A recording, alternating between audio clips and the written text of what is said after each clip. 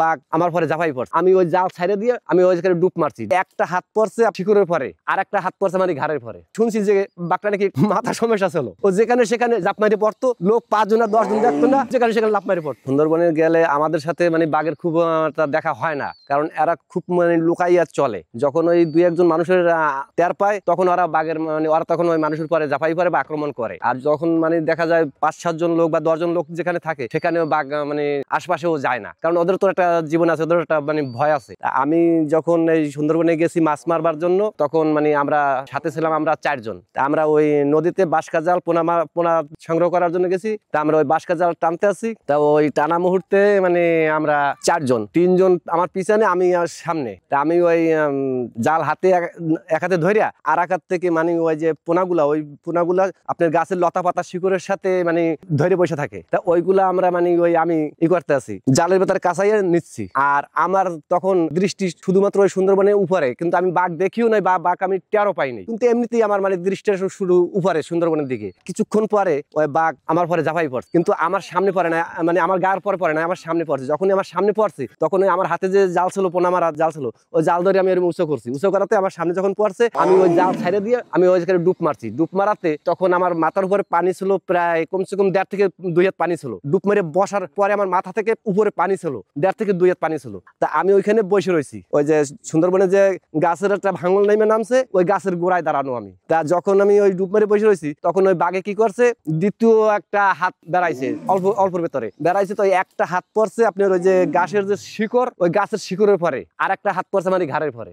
যে হাত ওই আপনার এই গাছের শিকড়ের পরে পড়ছে ওই হাতে ভর রাইখা, আর আমার ঘাড়ের পরে যে হাত পড়ছে ওই হাতে এরকম হাতাইতেছে। যখন হাতাইতেছে তা ওর যে ওই আপনার বাঘের নখ থাকে বিড়ালের নখের মতন এরকম লুকানো, যখন ওরা শিকার করে তখন এই নখগুলা ছাইড়ে দিয়ে এরকম মিলে শিকার করে। তা ওই নখে যখন আমার সমস্ত শরীরে অনেক জায়গায় চিহ্ন আছে, দাগ আছে, যে এই একটা দাগ আছে, আপনার এই হাতে দাগ আছে, আপনার এই আমার আঁটুতে এই একটা দাগ আছে, মাথায় দাগ আছে, ওই নখের আঁচল লাগছে। তা লাগাতে মানে আমি কি করবো, দেশে পাশে না পাই, আমি ওখানে বসে আছি। বসে থাকার পরে ওই বাঘে হাতাইয়ে না পাইয়া বাঘে ওইখান থেকে উঠে গেছে। আমার তখন মানে শ্বাস বন্ধ হয়ে আসার মতন। তা আমি ওই পানি খাইছি, পানি খাওয়ার পরে মানে আমার শ্বাসের ব্যাগটা কিছুটা কমছে। শ্বাসের ব্যাগটা কমার পরে আমি আমার বড় ভাই ছিল সাথে, আমি আমার বড় ভাই ডাক দিছি, বড় ভাই আমার নৌকায় তোলেন। আমার বড় ভাই নৌকা নিয়ে আগে আসলো, আমার নৌকা উঠাইলো। নৌকা উঠাবার পরে আমি নৌকা উঠে বসলাম। বসার পরে এখন ওই আমি বড় ভাইয়ের কাছে জিজ্ঞাসা করি, সে নৌকায় ছিল, আমরা তো নদীতে ছিলাম। তার কাছে আমি জিজ্ঞাসা করি যে ভাই বাঘ তো দেখলাম ঠিক লাফ দিয়ে এখানে পড়লো, কিন্তু বাঘ এখান থেকে কোথায় আবার চলে গেলে? তখন আমার ভাই বলছে যে ও যেখান থেকে লাফ দিয়ে পড়ছে ও সেইখান থেকে আবার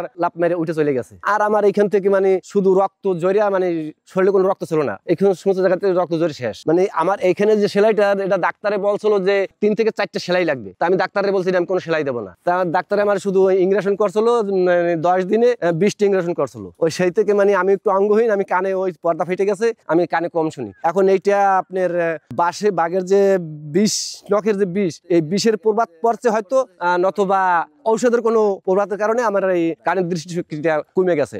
এর আগে আমি বাঘ দেখেছি, কারণ আমরা সুন্দরবনে চলি, বাঘ দেখতেছি যে আপনার ওই হাইটা ওই যাচ্ছে বা ওই বসে আছে, এইভাবে আমরা দেখছি। কিন্তু ওরা ওই মানে ওদের মানে একটা বাঘ হোক আর যেই হোক, আশাফুত মাকলুকাতের ভেতর তো মানুষ সৃষ্টি, কিন্তু ওরা শক্তিশালী হইলেও মানুষ কিন্তু ভয় পায়। ওরা দেখে যেখানে 2-1 লোক আছে, ওরা সেইখানে যায়, সেইখানে আক্রমণ করে। কিন্তু যেখানে দেখে 5-7 জন বা 10 জন লোক আছে সেখানে ওরা যায় না। বাঘের একটা টার্গেট আছে বা একটা ধর্ম আছে। এই জায়গায় লোক আছে 5 জন, 5 জনের ভিতর যদি 1 জনের পরে দৃষ্টি করে, ওই 1 জন কি শিকার করবে। যদি ওই 1 জনকে শিকার করতে না পারে তাহলে দ্বিতীয় জনকে বাঘে কিন্তু আক্রমণ করে না। তারপরে হ্যাঁ আক্রমণ করে কখন, যখন ও বাঘের উপর অত্যাচার করে বা বাঘের উপর যখন পাল্টা আঘাত করে, তখন বাঘে কিন্তু নিজেকে বাঁচাবার জন্য তখন আক্রমণ করে, তাছাড়া কিন্তু আক্রমণ করে না। বাঘের হাত থেকে বেঁচে আসা খুবই মুশকিল, কিন্তু উপরে আল্লাহ আমাকে রাখছে, তাই আমি বাঘের হাত থেকে বেঁচে আইছি। কিন্তু আমার কোনো আশা ছিল না যে আমি আল্লাহ আমাকে বাঁচাইয়ে নেবে বাঘের হাত থেকে, কারণ এই বাঘের এই যে বাঘটা আমাকে আক্রমণ করছে, আমাকে করছে বিকালে। সকালবেলা কিন্তু আরো একটা লোকের এই বাঘটায় আক্রমণ করছিল, তাকেও নিতে পারে নাই। বাঘটা নাকি শুনছি যে